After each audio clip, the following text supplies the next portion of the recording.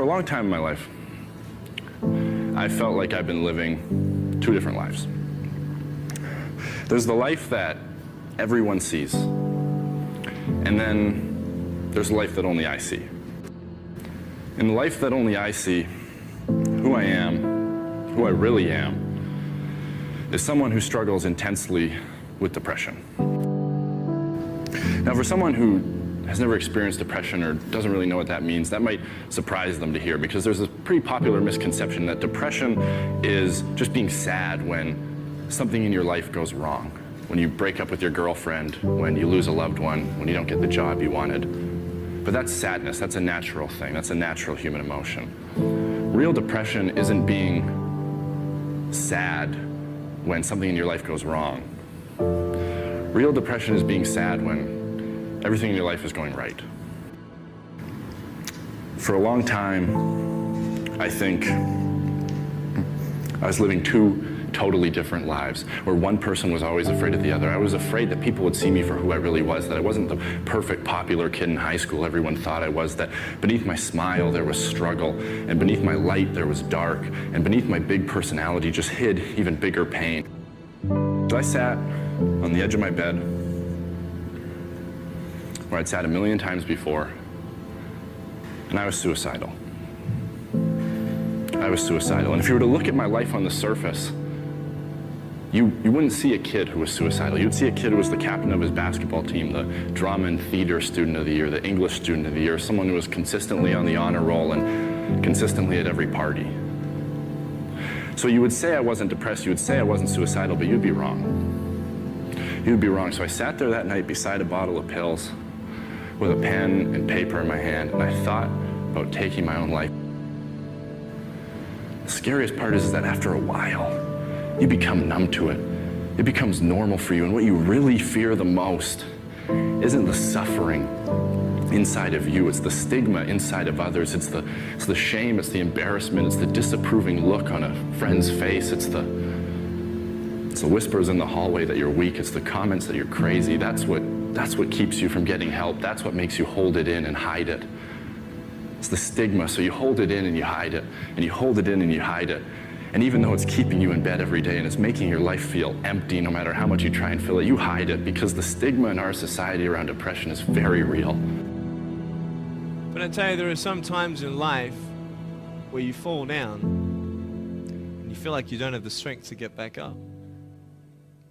You sort of put a mask on your face when you come to school and pretend that everything's okay when it's not, and you go home and lay in your bed when no one's looking at you, when you don't have to impress anybody, and you're yourself. And fear comes in. Maybe you don't know for sure what's going to be happening in the future, and it scares you. Maybe you're worried about what people think of you, what people say about you. Just that fear paralyzes you. And I just want to ask you today, do you think you have hope? There are some things in life that are out of your control that you can't change, and you got to live with. The choice that we have, though, is either to give up or keep on going. I want to ask you, what are you going to believe? Are you going to believe in yourself? Are you going to believe everybody else's judgment on you? Are you going to believe people when they say that you're a failure and no one really likes you, no one really cares about you? You know the people that you have in your life who, no matter how good of a day you're having, they'll bring you down. Or no matter how bad of a day you're having, they'll bring you even lower. You know what I'm talking about? Think of the three biggest discouragers in your life. They're not your biggest discouragers. You are. We're all looking for something. We're all looking for hope. Hope you can't just have just because you were born with hope. No, we're born with pain. We're born and live through difficulties. It's like you have to save your own life. Nobody's going to be able to save it for you. So we have to do what we have to do, no matter what it is.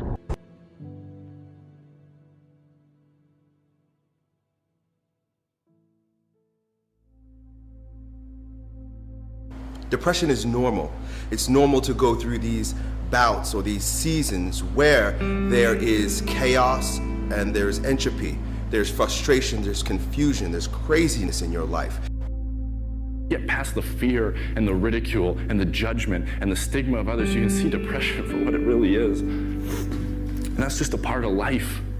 Just a part of life. And as much as I hate some of the places, some of the parts of my life depression has dragged me down to, in a lot of ways I'm grateful for it. Because yeah, it's put me in the valleys, but only to show me there's peaks. And yeah, it's dragged me through the dark, but only to remind me there is light. My pain, more than anything in 19 years on this planet, has given me perspective. And my hurt's forced me to have hope. Have hope and to have faith. Faith in myself. Faith in others. Faith that it can get better, that we can change this, that we can speak up and speak out and fight back against ignorance.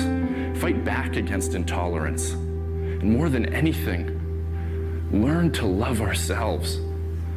Learn to accept ourselves for who we are, the people we are, not the people the world wants us to be. Because the world I believe in is one where embracing your light doesn't mean ignoring your dark. The world I believe in is one where we're measured by our ability to overcome adversities, not avoid them. The world I believe in is one where I can look someone in the eye and say, I'm going through hell. And they can look back at me and go, me too, and that's okay. And it's okay because depression is okay. We're people. We're people, and we struggle and we suffer and we bleed and we cry. And if you think that true strength means never showing any weakness, then I'm here to tell you, you're wrong. You're wrong because it's the opposite. That the mind and spirit of man advance when he's tried by suffering. The more ground is plowed, the better the seed will grow. The better the harvest will be. Just as the plow furrows the earth deeply, purifying it of weeds and thistles, so suffering and tribulation free man from the petty affairs of the worldly life until he arrives at a state of complete detachment. His attitude in this world will be that of divine happiness. Man is, so to speak, unripe. The heat of fire of suffering will mature him. Look back to the past times and you will find that the greatest men have suffered the most. The only way we're going to beat a problem that people are battling alone is by standing strong together.